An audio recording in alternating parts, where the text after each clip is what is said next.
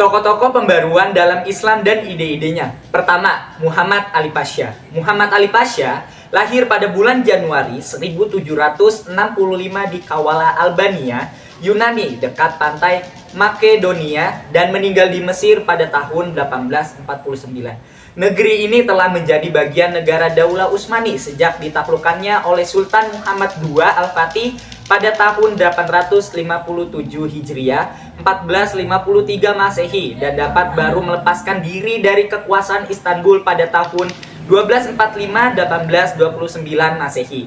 Ayah Muhammad Ali Pasha bernama Ibrahim Aga, seorang imigran Turki kelahiran Yunani. Sejak kecil, Muhammad Ali Pasha memiliki keterampilan dan kecerdasan luar biasa dalam perjalanan karirnya. Banyak usaha yang dilakukan untuk memperbaharukan keadaan umat Islam yang telah jauh tertinggal dari negara-negara barat. Setelah besar, ia bekerja sebagai pemungut pajak. Karena kecakapannya dalam pekerjaannya ini, ia menjadi kesayangan gubernur Daulah Utsmani setempat. Akhirnya, ia diangkat sebagai menantu oleh gubernur tersebut. Dan memulai waktu untuk karirnya semakin meningkat. Muhammad Ali Pasha diangkat menjadi menantu gubernur Utsmani di tempatnya bekerja. Setelah masuk dalam dinas militer, ia juga menunjukkan kecakapan dan kesanggupan sehingga pangkatnya cepat naik menjadi perwira. Ketika pergi ke Mesir, ia mempunyai kedudukan wakil perwira yang memimpin pasukan yang dikirim dari daerahnya. Setelah tentara Prancis keluar dari Mesir di tahun 1801. Muhammad Ali Pasha turut memainkan peran penting dalam dunia politik. Muhammad Ali Pasha mewariskan peninggalan yang megah di perbukitan Jabal Muqattam dengan mengerahkan desainer Yunani bernama Yusuf Busa. Akhirnya berhasil membuat masjid indah dengan corak menara Turki yang berwarna putih perak. Masjid tersebut terbuat dari bahan marmer yang menawan. Penduduk Mesir menamainya sebagai Masjid Al-Bastar. Muhammad Ali Pasha meninggal dunia pada tahun 1849 Masehi di Alexandria. Kemudian jenazahnya dimakamkan di komplek Masjid Al-Bastar. Next, pemikiran Muhammad Ali Pasha. Muhammad Ali Pasha melakukan pembenahan ekonomi dan militer di Mesir. Atas saran para penasihatnya, ia juga melakukan program pengiriman tentara untuk belajar di Eropa. Ia telah menjadi wakil sultan dengan resmi di Mesir, dan rakyatnya sendiri tidak mempunyai organisasi dan kekuatan untuk menentang kekuasaannya. Muhammad Ali Pasha adalah pendiri dinasti Mesir yang keturunannya memerintah Mesir sampai tahun 1952. Kemudian, kemunculannya di Mesir tahun 1799 sebagai salah seorang di antara 300 orang anggota pasukan yang dikirim Albania atas perintah Sultan Utsmani untuk mengusir Prancis. Pada awalnya, ia berkedudukan sebagai penasehat komandan pasukan Albania. Karena kecakapannya dalam memimpin, maka ia diangkat menjadi komandan penuh. Setelah berhasil mengusir Napoleon dari Mesir, ia diangkat menjadi jenderal tahun 1801. Pada bulan November 1805, ia menjadi penguasa di Mesir. Dan bulan April 1806, ia diangkat menjadi wali negara Mesir dengan gelar Pasha. Beberapa pembaruan yang dilakukan Muhammad Ali Pasha. Pertama, bidang militer. Setelah Prancis dapat diusir Inggris pada tahun 1802 Masehi, Muhammad Ali Pasha mengundang Seth, seorang perwira tinggi Prancis, untuk melatih tentara Mesir. Pada tahun 1815 Masehi, untuk pertama kalinya Mesir mendirikan sekolah militer yang sebagian besar instrukturnya didatangkan dari Eropa. Pada tahun 1815 Masehi, untuk pertama kalinya Mesir mendirikan sekolah militer yang sebagian besar instrukturnya didatangkan dari Eropa. Muhammad Ali Pasha kemudian melatih militernya berdasarkan Nizam Al-Jadid, atau bisa disebut dengan peraturan baru. Tentara Mesir diatur dengan disiplin dan mulai memperkuatkannya dengan menjadikan para petani luar daerah untuk mengikuti wajib militer. Yang kedua, bidang ekonomi dan sosial. Untuk meningkatkan perkembangan ekonomi, Muhammad Ali Pasha juga membangun sistem irigasi sehingga hasil pertanian menjadi lebih baik. Mesir adalah negara yang tergantung dari pertanian. Oleh karena itu, di samping memperbaiki irigasi lama, ia juga mengandalkan irigasi baru, memasukkan penanaman kapas dari India dan Sudan. Usaha Muhammad Ali Pasha yang hebat adalah menyelesaikan pembangunan sebuah terusan kuno yang menghubungkan antara Alexandria dengan Sungai Nil. Menurut beberapa sumber, upaya tersebut diawali dengan penggalian yang mengerahkan kurang lebih 100.000 petani Mesir. Dari hal tersebut, meningkat pula lah pusat irigasi dari tahun 1830 Masehi hingga 18%. Ketiga, dalam bidang pendidikan, Muhammad Ali Pasha menaruh perhatian besar pada perkembangan ilmu pengetahuan. Hal ini terbukti dengan dibentuknya Kementerian Pendidikan. Setelah itu didirikan Sekolah Militer tahun 1815 Masehi, Sekolah Teknik tahun 1816 Masehi, Sekolah Kedokteran tahun 1827 Masehi, Sekolah Pertanian dan Apoteker tahun 1829 Masehi, Sekolah Pertambangan tahun 1834 Masehi, dan Sekolah Penerjemahan tahun 1839 Masehi. Menurut catatan sejarah, ia mengirim 311 pelajar Mesir ke Italia, Perancis, Inggris, dan Australia dengan mengambil disiplin keilmuan beragam. Muhammad Ali Pasha menerbitkan majalah Al-Waqai Al-Mishriyah, artinya Berita Mesir, berbahasa Arab pertama kalinya pada tahun 1828 Masehi. Majalah ini merupakan majalah resmi yang diterbitkan oleh pemerintah. Selanjutnya, riwayat hidup Jamaluddin Al-Afghani. Sayyid Jamaluddin Al-Afghani dilahirkan pada tahun 1838 di Asadabad, Afghanistan.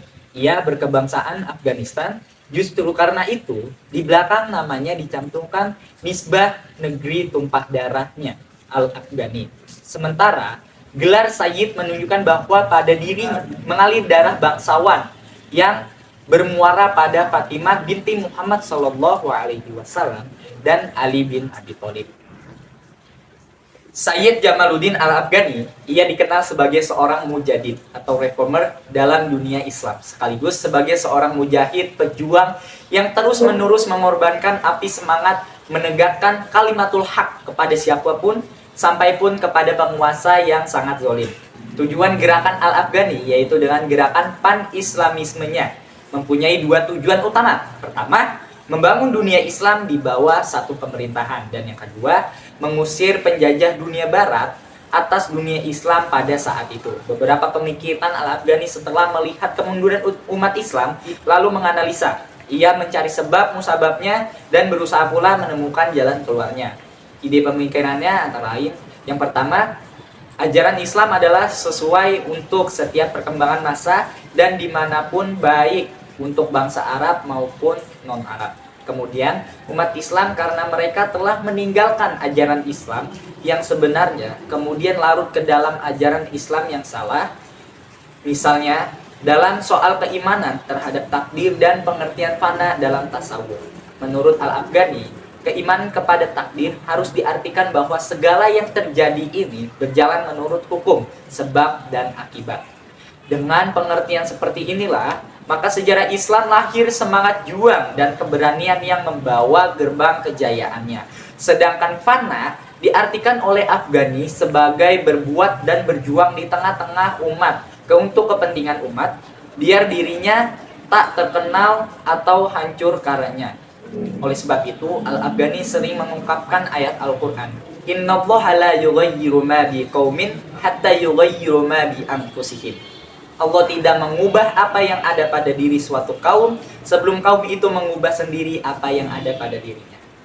3. Kemunduran umat Islam yang lain ialah karena adanya pemerintahan yang absolut dari raja-raja Islam yang memeras rakyatnya dan memperoleh pembenaran dari ulama-ulama istana yang mengabdi kepadanya. Oleh sebab itu, rakyat harus dicerdaskan sehingga belenggu taklid, buta atau terhapuskan. 4. Sebab lain ialah lemahnya persaudaraan antara sesama umat muslim. Oleh sebab itu, harus dibangun solidaritas umat Islam sedunia, pan-islamisme, sehingga umat Islam berada dalam pemerintahan yang demokratis. Dengan cara demikian, umat Islam akan memperoleh kemerdekaannya kembali dari penjajah barat atas dunia Islam dapat dienyahkan. 5. Tentang dunia Nasrani Al-Afghani berpendapat, sekalipun mereka berlainan keturunan dan kebangsaan, namun mereka bersatu dalam menghadapi dunia Islam. Penjajahan barat adalah kelanjutan dari perang salib. Mereka sengaja menghalang-halangi kebangkitan umat Islam dan apa yang dikatakan nasionalisme dan patriotisme serta cinta tanah air bagi dunia barat, tetapi untuk dunia Islam mereka katakan sebagai fanatisme, ekritinisme, dan kaufinisme. Oleh sebab itu, tidak ada jalan bagi umat Islam kecuali bersatu melawan penjajahan barat Nasrani tersebut. 6. Dalam upaya membangun ilmu pengetahuan, peradaban, dan kebudayaan Islam, Jamaluddin Al-Afghani sangat menganjurkan agar umat Islam saling berjuang dengan sekeras-kerasnya untuk menguasai ilmu pengetahuan dan teknologi seperti yang telah dicapai negara-negara barat. Dalam bidang tasawuf, Jamaluddin Al-Afghani termasuk orang yang berusaha dengan sungguh-sungguh untuk senantiasa dapat melakukan taqiyatun nafsi, mensucikan diri. Antara lain dalam setiap keadaan dia selalu menyebut nama Allah, zikrullah, dengan menghitung kiratan jari jemarinya, sekalipun ia menghadap dan berbincang dengan sang raja. Sementara mengenai ajaran menuju fana dalam ilmu tasawuf, yaitu meniadakan diri untuk hidup berzuhud yang bersih dari segala pamrih keduniawiaan, ditafsirkan lain oleh Jamaluddin Al-Afghani. Pengertian menuju fana itu tidak lain mengandung pengertian melebur kepentingan diri pribadi dalam kepentingan dan perjuangan bersama.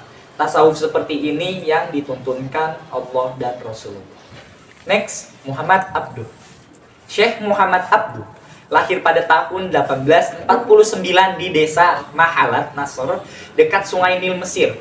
Ayahnya bernama Abdul Hasan Khairullah, berasal dari Turki, dan ibunya seorang Arab yang silsilahnya sampai kepada suku Umar ibnu Al-Khattab. Pada usia 18 tahun, ia telah menghafal Al-Quran. Muhammad Abduh menanam pendidikan tingginya di Universitas Al-Azhar pada tahun 1876 dengan mendapatkan ijazah alimiah. Dalam perkembangannya lebih jauh, Syekh Muhammad Abduh dikenal sebagai seorang tokoh ahli tafsir, hukum Islam, bahasa Arab dan kesusastraan, logika, ahli ilmu kalam, filsafat, dan soal-soal kemasyarakatan. Pada tahun 1903, Muhammad Abduh memperoleh kesempatan lagi pergi ke Inggris untuk melakukan pertukaran pikiran filosofis dengan Herbert Spencer, seorang filosof terkenal pada saat itu. Tujuan gerakan Syekh Muhammad Abduh adalah terbagi menjadi ke dalam 4 sasaran pokok berikut. Pertama, pemurnian amal perbuatan umat Islam dari segala bentuk bid'ah. 2. Pembaharuan dalam bidang pendidikan. 3. Perumusan kembali ajaran Islam menurut pikiran modern. 4. Tangkisan terhadap pengaruh Barat dan Nasrani. Untuk kepentingan gerakan, Syekh Muhammad Abduh telah menulis beberapa buku, antara lain Risalatut Tauhid, Al-Islam wa Nasroriyah, Ma'al Ilmi wal Madaniyah. Pemikiran Muhammad Abduh pada beberapa hal dapat dianggap sebagai pemikiran yang dapat menggerakkan kebangkitan umat Islam. Yaitu, pertama, kemunduran umat Islam karena mereka ditimpa kejumudan dan kebukuan berpikir serta fanatisme kelompok dan mazhab. 2. Muhammad Abduh menyerukan agar umat Islam kembali kepada Al-Quran dan Al-Hadis serta kehidupan salafus soleh. 3. Islam adalah ibadah dan muamalah. 4. Ilmu pengetahuan modern dapat berdasarkan sunatullah, hukum alam, karenanya tidak bertentangan dengan Islam. 5. Perlu adanya perombakan sistem pendidikan, baik metode maupun kurikulumnya. Next, Rashid Ridla. Muhammad Rashid Ridla dilahirkan di Kalamun, di pesisir Laut Tengah pada tanggal 23 September 1865 Masehi. Beliau adalah keturunan Al-Husain, cucu Rasulullah. Ayahnya adalah seorang ulama dari ahli tariqat Syadziliyah. Pendidikannya bermula di Madrasah Alkitab di Al-Kalamun. Di sini beliau mendapat pelajaran menulis, berhitung, dan membaca Al-Quran. Setelah dewasa, beliau dikirim oleh ayahnya untuk belajar Al-Madrasah Al-Wataniyah Al-Islamiyah di bawah asuhan Al-Syekh Hussein Al-Jisr. Di sini, selain ilmu agama, diajarkan pula pengetahuan modern, bahasa Arab, Prancis, dan Turki. Kemudian, di Madrasah Al-Rasyidiyah di Tripoli. Di sini belajar nahwu sorof, berhitung, dasar-dasar geografis, akidah, ibadah, dan bahasa Arab dan Turki. Tetapi, ia tidak tahan di sekolah ini karena bahasa pengantarannya adalah bahasa Turki.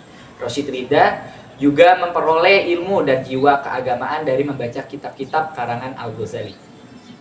Ihya Ulumuddin sangat besar pengaruhnya dalam kehidupan beliau, terutama sikap patuh pada hukum dan kebaktiannya pada agama. Kemudian, ia melantunkan pendidikan tingginya di Al-Azhar tahun 1898 Masehi dan berguru kepada Muhammad Abduh.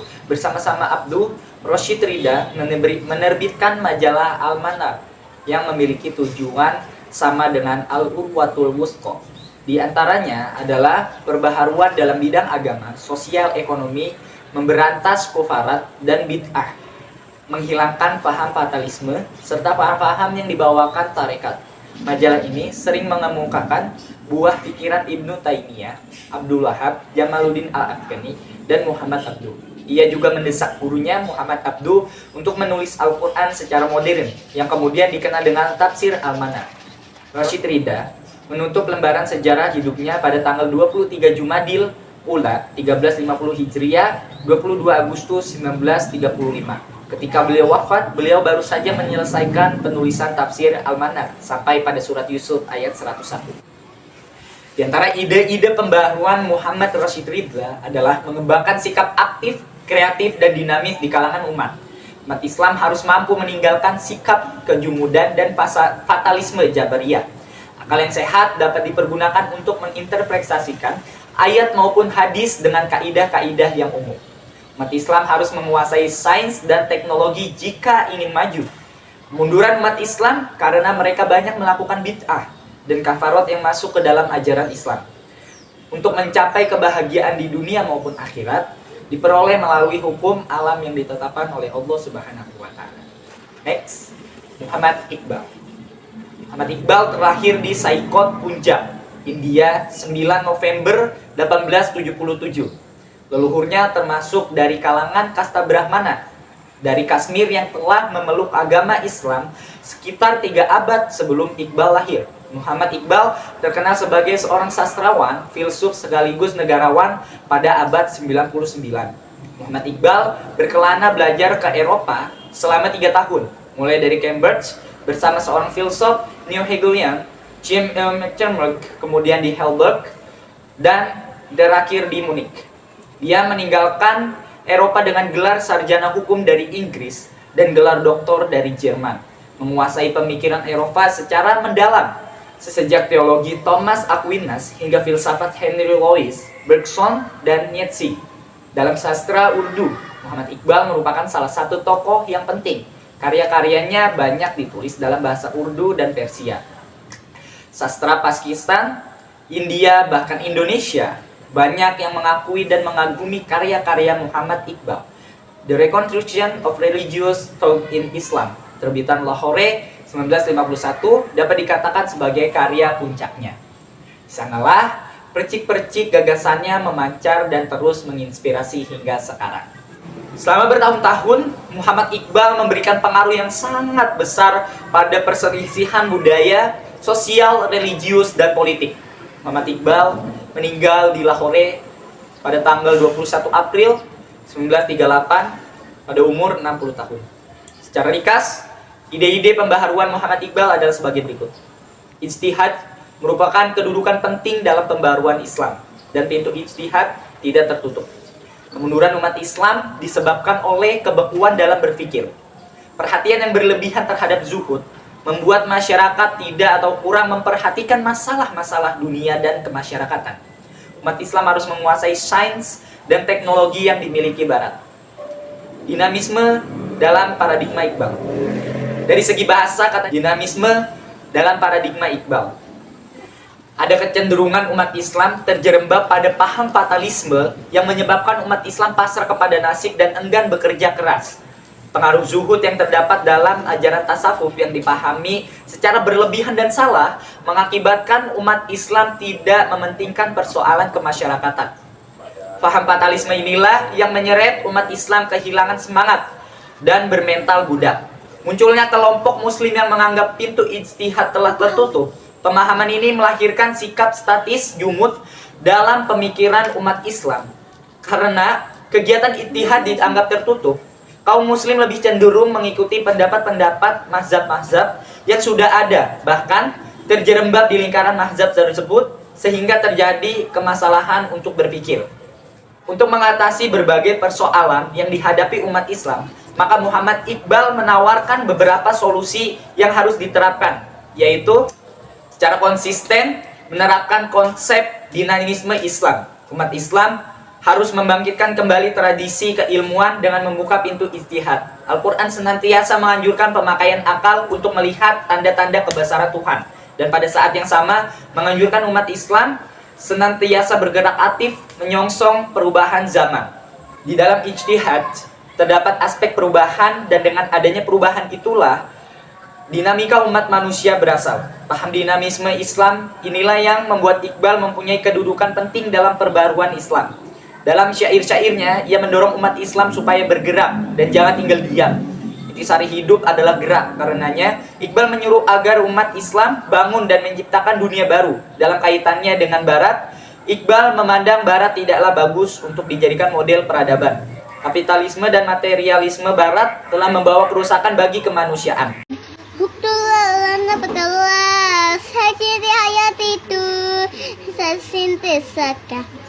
Nimbang ke hayat itu